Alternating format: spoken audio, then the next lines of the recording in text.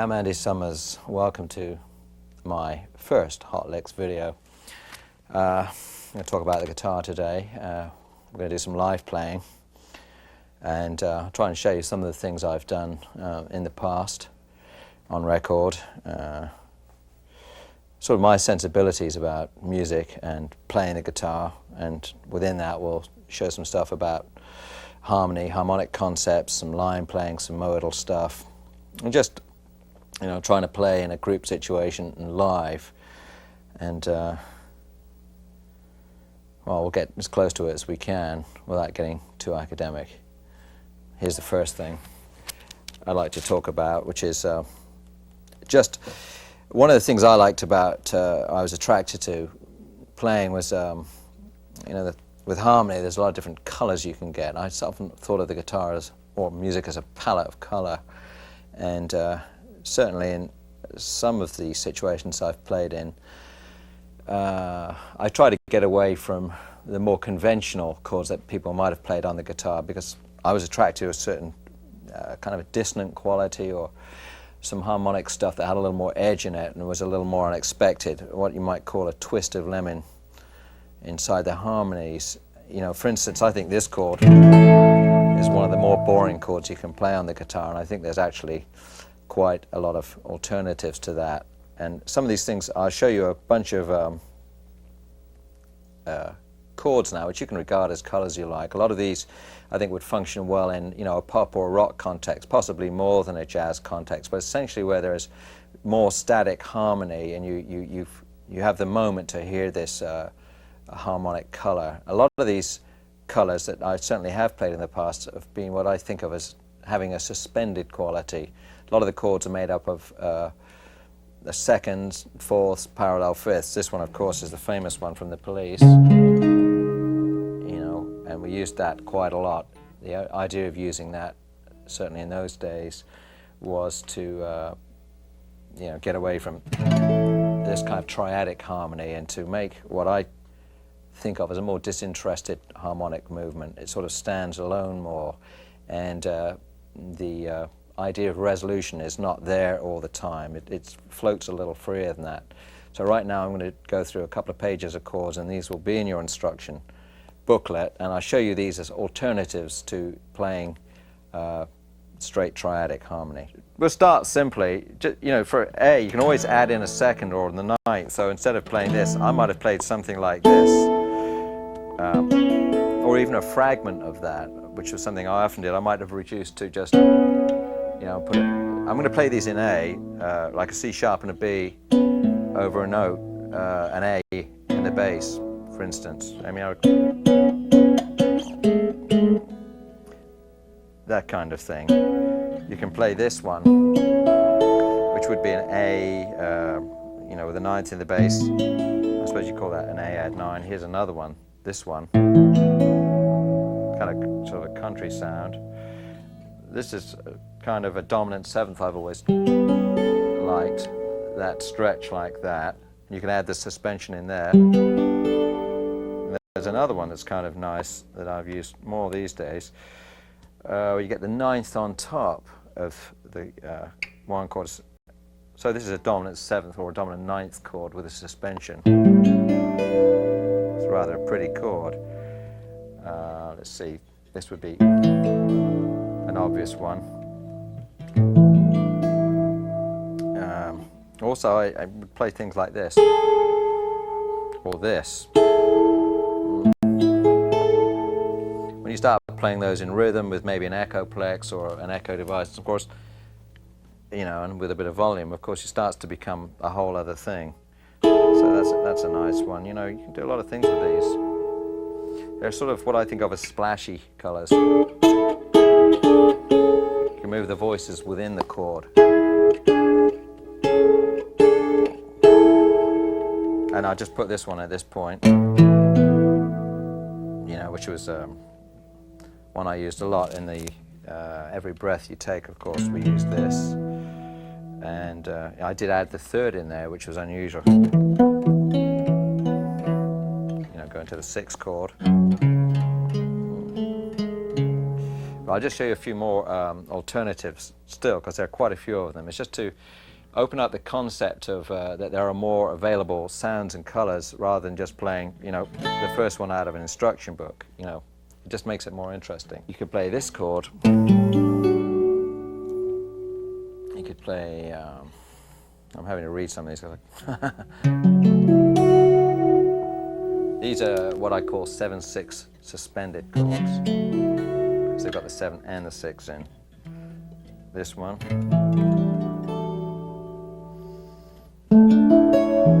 This is an E7/6 chord, which is rather pretty one. I sometimes think move from there to there, just to show that, you know, when you're playing, and say you had an E chord going for a long time in a song and you wanted to do something like this, you might move from there to there, even to, you know, up to there. So it's not just one chord all the way through, but you can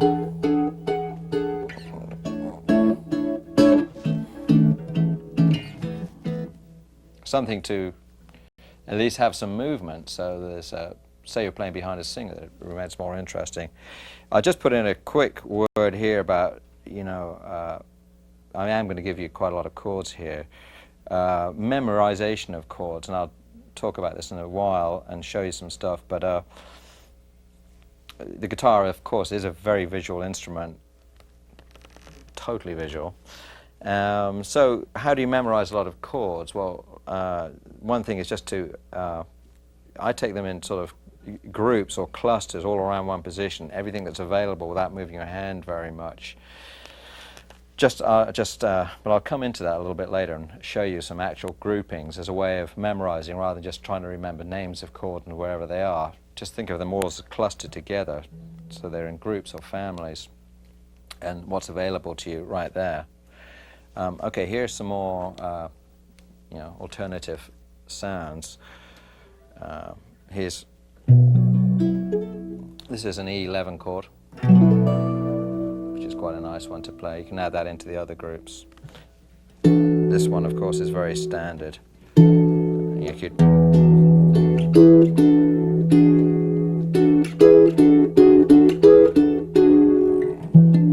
because this is one you can move, play it anywhere, move them around, and that's true of any of these. You know, the guitar, wherever you can move things, you should, as part of your guitar practice, move it all over the guitar and get very familiar with it. Sometimes that brings interesting things around, you know, where in one position you'll play something, there it is, and you play it in another position, you've got an open string ring, and it makes it even more interesting. This chord, of course, is a nice, you know, suspension. Of course, this one would always resolve, but I think it has a nice static quality too. So that's E11. Okay, here are two A chord, you know, chords that I often use as an alternate to the one. Instead of playing, you know, try that as a nice sound. I guess that would be an A add 9. And I think of that one as moving sometimes to here as another alternative. Here's an E chord that's sort of nice. You get that nice dissonance underneath. Here's another E chord. This is an E11.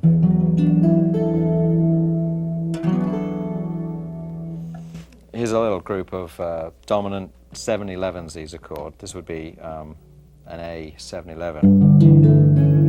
It's kind of a nice one. You can actually move this over to this too. So there. That's an E 7/11, and I guess this would be A 7/11, and kind of a nice one. Here's some, these are called dominant 7th suspensions. So this would be an A, for instance. It's kind of a nice sound. I guess this is a pretty standard one, an A7 sus. This would be an E.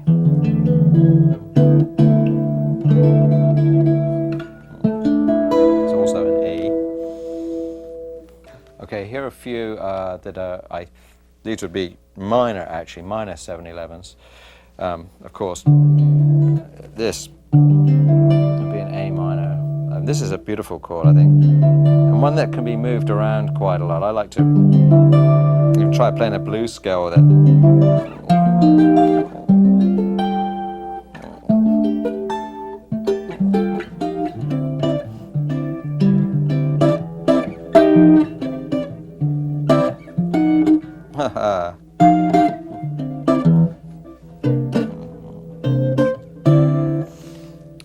big suspended sound.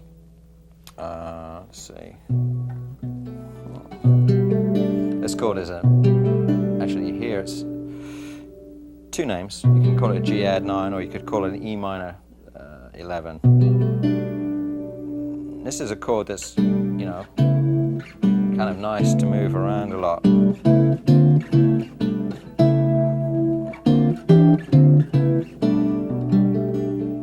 Parallel. You could write a whole song with just those. Here's a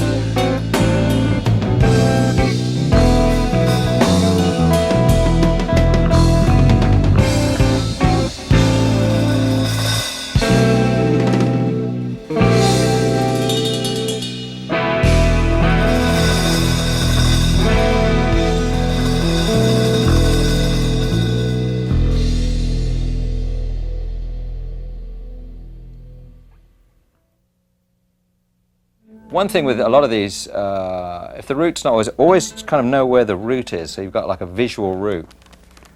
So you don't always, if you play an A chord, there's the A, you know, or there. I mean, maybe it's somewhere else. Here it's on the 4th string, but it's nice to always try to think of a visual root, because there are a lot of chords as you get more advanced that there may not be a root in, or that it's, you know, hidden in a rather difficult configuration. And the root could be 2 frets above where you're playing, or 2 frets below. So it's just a way of sort of grounding yourself to know the visual root, if not the actual root, if you haven't actually got it under your finger. So there's an A minor 11. Here's an A minor 11. See, this one is one I like a lot.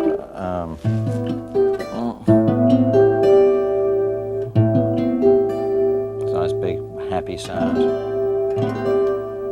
So just to give you this thing about, you know, how do you memorize a lot of chords? I think there are a lot of ways to go at it, but I certainly think the most obvious way is to just group them on the guitar. For instance, say you took this chord in the an A chord, an A13 sus. It's got the D in it and it's over an A, but from here you could go, just moving your fingers very simply, you can go to an A13, A13 flat 9, you get A13 flat 9 flat 5, there, kind of a nice chord. If only I could play it, we'd be alright. You know, 13 sharp 11, you know, I'm not really hardly moving anything to do this. I mean, there's a more, but let's just keep it simple for a minute. You know, that's a little more complicated, that one. You have to twist your thumb finger over the top there to get that. But I'm showing you, look, my hand is in this stretch position. I guess this is a 2nd position because that's what my 1st finger's on the 2nd fret. But all this becomes available. There's you know, an A11 there. Then you've got like another one I would think of in that position, maybe there. So this is just in terms of, I'm staying in one place and I'm trying to memorize chords by just by the shape and where my hand is, and they just fall under the hand and I can do all this with it, so a lot becomes available. Okay, so that's one grouping just to kind of get you started. Here's another obvious one. If you took any 7th chord, now you can play these, I'll start here in the middle of the guitar. It's an E7 chord, but of course you can play this in any of these positions, you know, wherever you want to start with your central chord, but think of that as the central shape. So off an E7 chord, okay, here's where I'm starting. I'm keeping the finger rooted here. There's an E13, you know, E7 flat 9 is an E13, E7 sharp 9, E9, E7 sharp 5 flat 9, you know, E7 flat 9, you know, flat 9 flat 5, you know, you can go to a sus there. So there's a bunch right there just under your hand, just to think of it that way. To give you some perspective on, you know, what I was referring to just now as sort of alternative colors to just playing a 1 chord or anything like that, and being able to come up stuff that would still work within that function, but you know, you can move around it like a palette of color. I'd just like to mention one of the things that certainly in the police group situation that I guess we sort of came to this conclusion that the key of C sharp minor was sort of a discovery to us. It was okay, here's a C sharp minor chord. It seems to occupy, well, playing it there, a central position on the guitar. But if you play it like this, you get some nice open strings, and this is sort of an individual thing, and something I was doing in that band anyway. This C sharp minor seemed to become integral to the band sound, and sort of a lot of what I played in the accompaniments behind the vocals. Right here, it seems to imply a lot of other keys, like obviously E, like if you went to an E add 9 chord there, or even a chord like that, that's an E major 7, see? Or A major 7. A major 9 actually, or even with a flat 5 in it. See, no, not really there, we're going out of key there, but or even, there's a lot of stuff. I mean,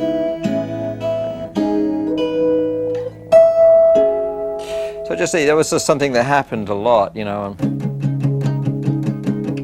Of course, Message in a Bottle was based on this, and I wrote quite a lot of pieces out of this. For instance, this is one I wrote back on World Gone Strange album. This is called Dream Trains, from this chord.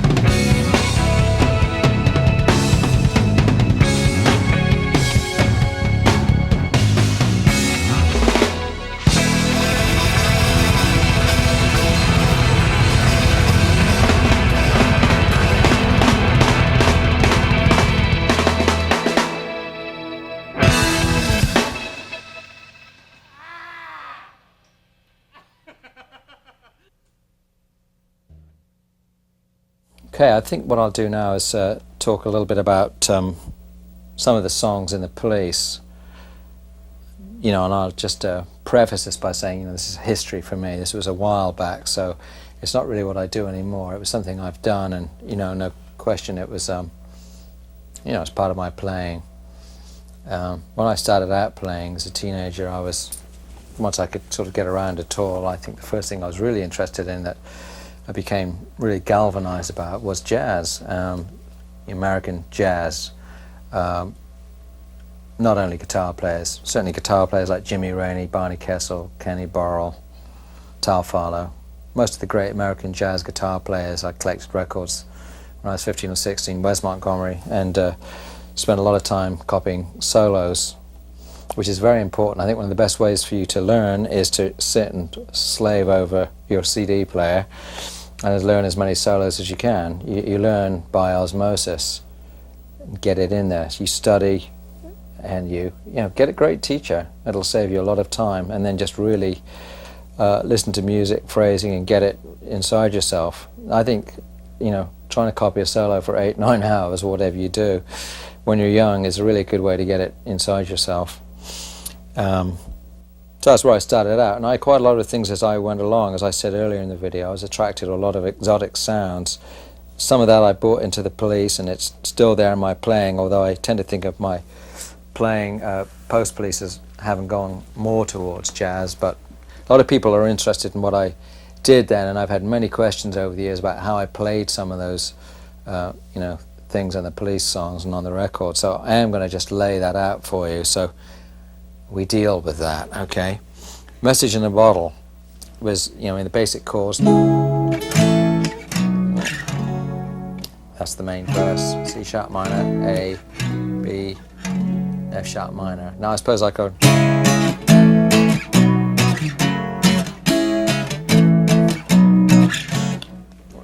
which is pretty elementary and pretty boring. As I said earlier, one of the things we did in that band was to try and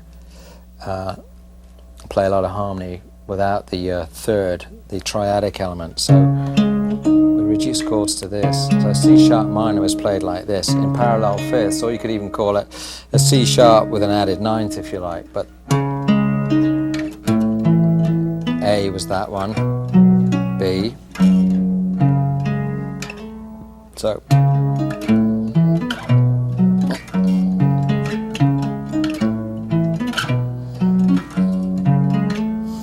that's it, really. It's not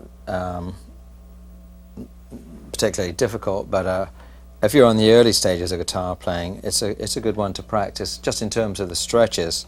In fact, you could probably take these, you know, I suppose it's a reasonably big stretch, and just try moving it around. Sometimes not even play it, you know, do this on the, just see if you can, you know, move it around a bit and get your hand to feel that can get these chords, and later you can go even farther. I haven't got particularly big hands, they're just extremely strong. But there you go, so that's the pattern for that, and I'll play this with a band so you can see how it is. I mean the middle chords to the song.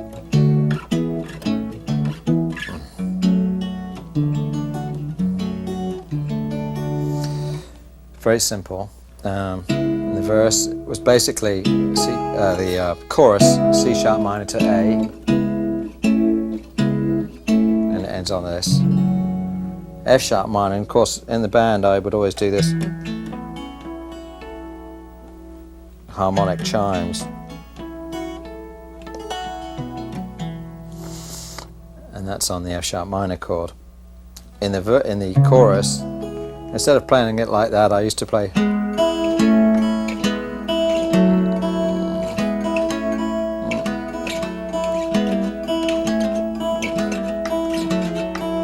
which, you know, when you're playing loud and you've got a lot of chorus and everything, it sounds marvelous.